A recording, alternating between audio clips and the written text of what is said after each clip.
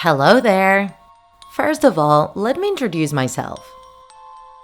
My name is Sabrina and I was born in Mexico. I wanted to share with you what happened to me when I was little. It's something that even nowadays still has no logical explanation. My mother passed away when I was born, so my father raised me almost all by himself. He really struggled, but did all he could for me to have everything I needed, and I'm grateful to him for all his effort.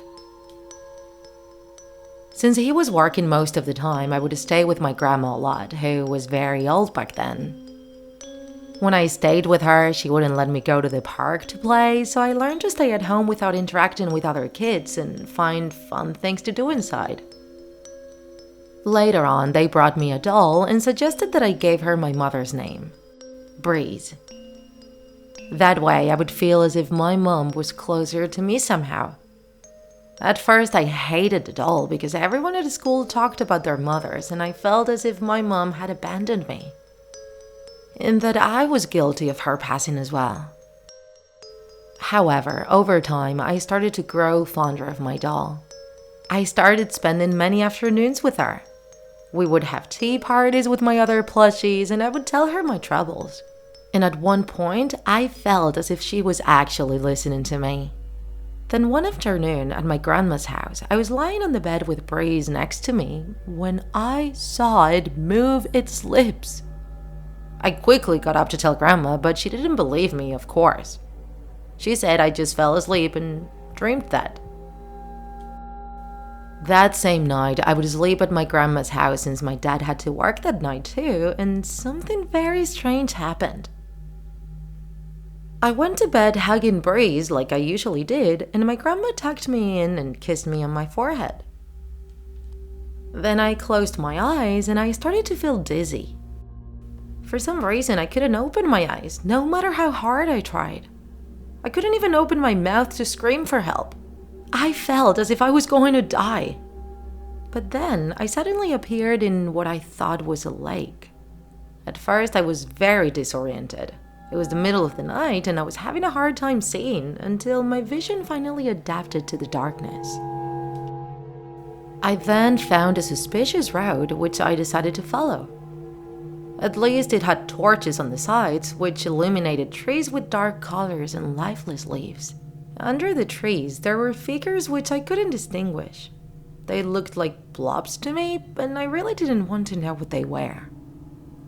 Then I suddenly saw something which froze me in shock. A doll skewered in a pole with tears of blood running down its face. Horrified, I ran away aimlessly until I bumped into a sign which said, Doll Island. I started crying in horror. What was I doing there? Was I having a nightmare? If it was, I wanted it to be over immediately. I could only think about my grandma coming to wake me up. I was so incredibly scared. I then turned around and I found myself in a water canal. And in front of me was something I couldn't quite distinguish. I approached it and I saw it was a tombstone with a sign next to it. I was still learning to read at the time, but I could do it pretty well. So I started reading the tombstone's inscription. It was the tomb of a girl with a doll on top of it.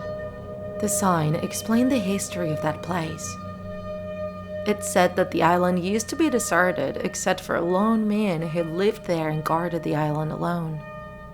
One day, as he was taking a walk, he heard screams. He rushed to see what was happening and saw how a girl was drowning in the water canal. And even though he tried to save her, he couldn't do anything and never knew the true identity of that girl. Then, a few days later, he started to see a ghost in his dreams, and every time the man went out to keep watch, he would hear screams and weeping. It seems that the girl wanted to torment the island's protector. Shortly after, the man found a doll in the water, which he believed had something to do with the drowned girl. Fearing her ghost and tormented for not being able to save her, he thought he could protect his house by filling it with dolls of all kinds and sizes. However, things got worse. more dolls started to appear in the water and he decided to hang them. And at the end, the island ended up filled with more than 1,500 dolls. When I was about to finish reading, a noise behind my back startled me. And it was only then when I realized that there were dolls all around me everywhere I looked. Some of them had no extremities and all of them had a horrifying appearance. It was then that I heard a girl crying. I remembered what I just read and got scared thinking that could be the ghost. But what if it was another girl like me who needed help? I took a deep breath to calm down and followed the sound of her crying.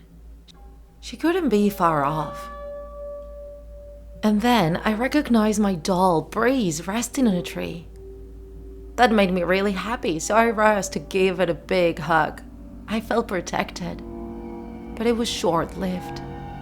As I approached my doll, I saw that its face was dark, as if it was rotten, and one of its eyes hanged out of its eye socket. Then her crying transformed into a terrifying laughter. "Breeze?" I asked. I then noticed how something was moving behind me. I turned around and saw an army of dolls surrounding me. They were slowly approaching me and I had no way to escape. I couldn't contain a scream of pure horror as I felt my body fall to the floor and my eyes close. I started to lose consciousness. But then, police sirens and the lights of police cars woke me up. I remember an agent pointing a flashlight at my face. I didn't know where I was. I tried to speak, but my lips wouldn't move. And I was also shivering from the cold. My eyes closed again, and when I opened them, I felt the perfume and the warmth of my grandma hugging me. They had been looking for me all night. They found me many kilometers away from home, thrown in the middle of the street with my face looking sick and pale. They took me to the hospital and I woke up the next day with my father next to me. Nobody could understand what happened. The house door was locked. I didn't make any noise and nobody saw me come out of the house. I then remembered that a strange nightmare I had and looked for Breeze everywhere, but couldn't find her. And you might be surprised to learn that now that I'm an adult, I discovered that Doll Island is actually real. One day, I did an internet search to learn more about it, and the story of that place was exactly the same I read in my nightmare.